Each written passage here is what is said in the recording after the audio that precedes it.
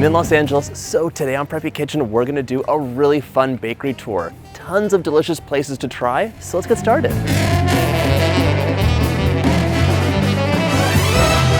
If you've been to Los Angeles, you know it is a giant, massive web of cities connected by roads. So we're gonna be going across neighborhoods and even cities for this bakery tour, but it's all worth it because you can't just stay in one single area.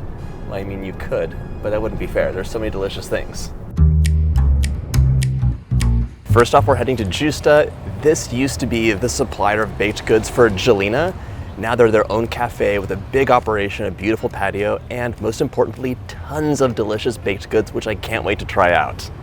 This place was packed, and I have to tell you, it smells so good in here, and I love seeing all this beautifully laminated pastry, as well as these nice flowers. I'm with Brian and the boys for part of this tour, and the boys chose their own things. There's a cinnamon roll, I chose this Danish, and Lachlan, of course, has a chocolate chip cookie.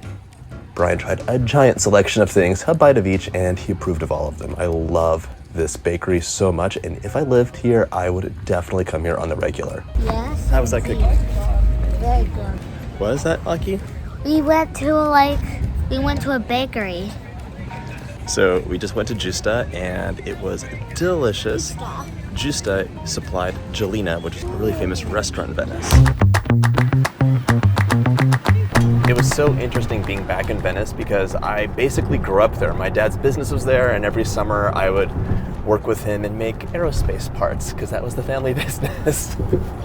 Also, that bakery was so picturesque with the wisteria and everything else, but it's right across the street from the famous Gold's Gym in Venice. So there's all these like very fit people walking right by you as you're about to go get something delicious, laminated pastry filled with cream.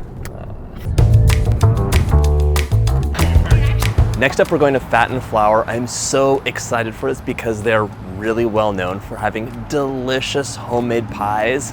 It was founded by Nicole Rucker, and she was a pastry chef at Gjusta and came from Gjusta, so it's all connected and it's all delicious. Let's go.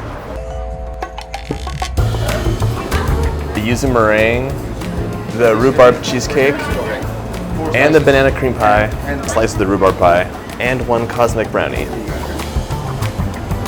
This bakery is so cute inside, and yes, the boys are in dessert heaven. We are trying a giant selection of things, and I love the pie crust that Nicole uses. It is just perfect. We lucked out, and the owner, Nicole, just happened to be in the store. I think you're here all the time, though. I am here a lot, yeah. And everything was so delicious. Thank you. If someone hasn't come before, like me, what would be the one or two things you would suggest they get? Well, our most famous pie is key lime. Everybody comes for key lime, but if you're asking me personally, the reason I do this and what I love baking most is the fruit pies. So I would get rhubarb raspberry, I got that one. That's what I got, right? Yes. Yep, and I would get blackberry apple or blueberry. Anything that has fruit in it is what I would choose first. We always have key lime, we always have chocolate chess, which you loved. So the chocolate chess pie, I was so surprised because we ordered it for Brian. He loves chocolate pies. And I was like, well, let me try this out too. And I was like, wait a second. That's so It was funny. like eating like almost a chocolate bar. Yeah. And it had the right amount of salt. It was so important to have a good salt. We tell people it's like a brownie without flour in a cookie crust. That's a perfect way of describing it. But it has a lot of whipped cream on it, so it helps. It lightens it up. It does lighten it up strangely. And you have a book called Dappled too. I do, yeah. I have a cookbook that is about fruit, baking with fruit. And it makes sense because that rhubarb pie was so well done. I really enjoyed it. Thank you so much. The kids loved this. Thank you for taking a few minutes, and I hope we get to come back soon. Yeah, me too. Thank you. Thanks. The kids were getting a little tired, so we dropped them off along with Brian at the hotel, and they're going to enjoy a nice sunny afternoon by the pool while we go on to our next stop. I'm so excited to try some more delicious things, and I will be bringing things back for them. That was promised, and it'll happen. We've traveled all the way across town to Boyle Heights, where my mom used to teach elementary school, and we're at La Mascota Bakery. This place is supposed to have some of the best conchas and really nice tamales too, as well as some delicious champurrado, which you'd have in the morning. Let's go inside and take a look and get to eating.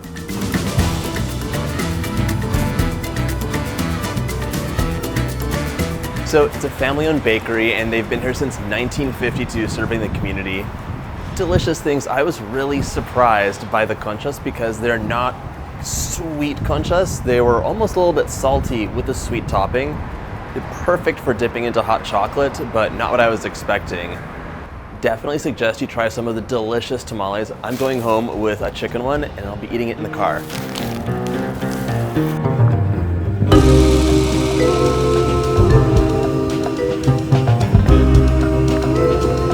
So a hop, skip, and a jump, and we're in Chinatown now. That tamale was so good, by the way. It was definitely the high point of my bakery trip. We're gonna go to Phoenix Bakery right now. Founded in 1938 by the Chan family, still family run. It's famous for a strawberry cream cake, so let's go over and give it a try.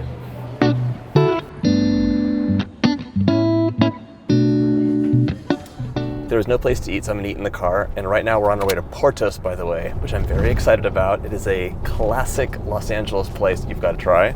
Let's see. First of all, the cream is it's like a stabilized whipped cream, which is fine. It's fine for a cake, but it's like fresh cream taste. This cake is like impossibly soft. Melts in your mouth, so delicate. And the fresh strawberries, oh my gosh. They're like nice, fresh strawberries. Nothing's been done to them. They're just cut up in the cream with the cake, and it's delicious. You can see why this bakery's been here for like over 82 years. People love it, and the line inside of there on a random afternoon was testament to that. My love language is whipped cream, so this was so good. It was like everything I wanted. Creamy, light, delicious flavors. Oof. Now we're in downtown Glendale at what I think of as the original Porto's location, although the original, back in 1976, was in Echo Park, and it's Rosa and Raul Porto who founded it. It's still a family-owned business, and there are a lot of delicious things. But there's always going to be a big line, so let's head over and get in queue. So Porto's is famous for these potato balls. They're basically like crispy croquettes. They can be filled with beef, seafood, or cheese and pepper. So good. It's creamy on the inside, really well seasoned, and so crisp on the outside. Aside from the croquetas and the various pastries, you can get really delicious cakes. Their tres leches is amazing. Today I got a fresh fruit tart, because that's one of my special treats, and a custard-filled Napoleon. The difference is, it's like nice homemade custard, really good flaky pastries. Just everything is just right, and it's fresh with great ingredients. I highly recommend you come, but if you do, just understand there will be a line that's incredibly long. I think you can order online for pickup or get this delivered and mailed to you.